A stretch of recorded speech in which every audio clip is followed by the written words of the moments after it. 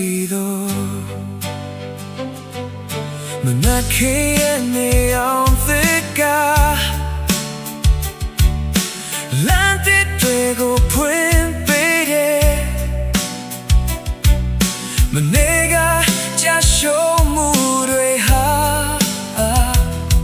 ဒီနေ့တွေသင်ခန်းစာပဲYour angel go lamlune Amen go sell like pa Modin we belau to baze Ne yaunga twala oma Shoppa se shoppa Mi elango yong tima Ka ရှိနေတော့လေ